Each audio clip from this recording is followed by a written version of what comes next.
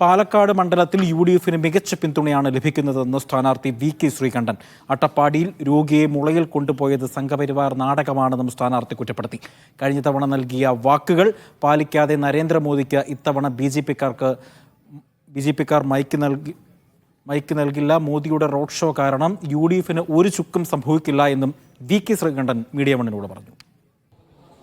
തെരഞ്ഞെടുപ്പ് തീയതി അടുക്കുകയാണ്. ഏതായാലും മണ്ഡലത്തിൽ സജീവമായ പ്രചരണ പരിപാടികളുമായി യു.ഡി.എഫ് സ്ഥാനാർത്ഥി വി.കെ. ശ്രീകണ്ഠനുമുണ്ട്. അദ്ദേഹമാണ് ഇപ്പോൾ മീഡിയ വണ്ണിനൊപ്പം ചേരുന്നത്.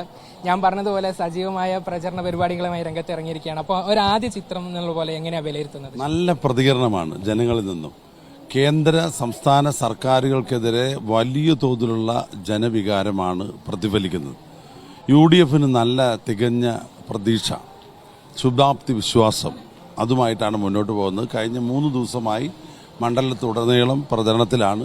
ഇന്നിപ്പോൾ മണ്ണാർക്കാട് MES കോളേജ് വന്നപ്പോൾ 100 കണക്കിന് വിദ്യാർത്ഥികൾ സ്വീകരിക്കുകയാണ്. മാത്രമല്ല അവർക്ക് ഇന്ത്യ സഖ്യം അധികാരത്തിൽ വരണമെന്നാണ് ആഗ്രഹം. കഴിഞ്ഞ ക്യാമ്പസ് തെരഞ്ഞെടുപ്പുകളിൽ കേരളത്തിലെ എല്ലാ യൂണിവേഴ്സിറ്റികളിലും KSUവിൻ്റെയും MSFിൻ്റെയും വലിയൊരു മുന്നേറ്റമാണ് ഉണ്ടായത്. ഒരു 1/4 നൂറ്റാണ്ടിന് പിറകെ ഇതുപോലെ വിദ്യാർത്ഥി സമൂഹം യു.ഡി.എഫിന് അനുകൂലമായി, കോൺഗ്രസിന് അനുകൂലമായി, ഇന്ത്യൻ യൂണിയൻ മുസ്ലിം അനുകൂലമായി, മതേതര നിലപാടിന് അനുകൂലമായി പ്രതികരിച്ചത് ഒരു ചരിത്രമായിരിക്കുകയാണ്. അതുകൊണ്ട് അവർ കാണുന്നത് ഇന്ത്യയെ വീണ്ടെടുക്കണമെന്നാണ്.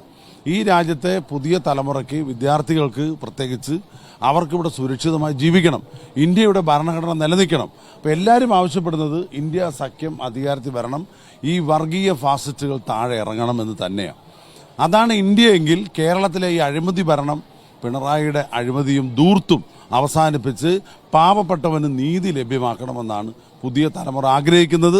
അതിനനുസരിച്ച് ഉയർന്ന് പ്രവർത്തിക്കാൻ ഞങ്ങൾ തയ്യാറാവും. തീർച്ചയായിട്ടും ഈ തെരഞ്ഞെടുപ്പിൽ വലിയൊരു വിജയം യു.ഡി.എഫിനുണ്ടാവും.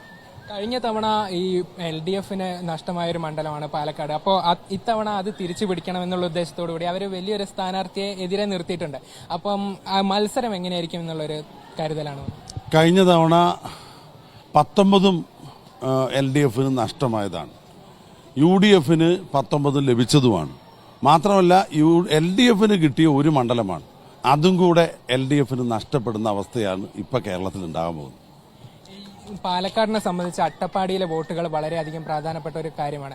അവിടെ നമ്മൾ കണ്ടിരുന്നു കഴിഞ്ഞ ദിവസം ഈ ആംബുലൻസിലേക്ക് കൊണ്ടുപോകാൻ പറ്റാതെ ഈ മുളയിൽ കെട്ടി കൊണ്ടുപോകുന്നതൊക്കെ. അപ്പോൾ അതൊക്കെ ഈ തെരഞ്ഞെടുപ്പിൽ ഒരു ചർച്ചാ വിഷയമാവുന്ന കാര്യങ്ങളെ അല്ല, എല്ലാ വിഷയവും ചർച്ചാ വിഷയമാവും. നിങ്ങൾ നേരത്തെ പറഞ്ഞ പോലെ മുളയിൽ കൊണ്ടുപോകുന്നത് ഒരു നാടകം നടത്തിയത് അത് സംഘപരിവാറിന്റെ ഒരു അജണ്ടയായിരുന്നു. BJPയുടെ ചില പ്രവർത്തകർ കുഴഞ്ഞു വീഴുന്ന പോലെ അഭിനയിച്ച് വീഡിയോ ഷൂട്ടൊക്കെ നടത്തി. ആരെങ്കിലും കുഴഞ്ഞു വീഴുന്ന ആളുകൾ നേരത്തെ വീഴുന്നറിഞ്ഞിട്ട് വീഡിയോ എടുക്കുമോ? അപ്പോൾ അദ്ദേഹം വീഴുന്നതും കിടക്കുന്നതും ഒക്കെ വീഡിയോ. ഇതിൽ നല്ലൊരു സിനിമയിൽ അഭിനയിക്കുകയാണ്.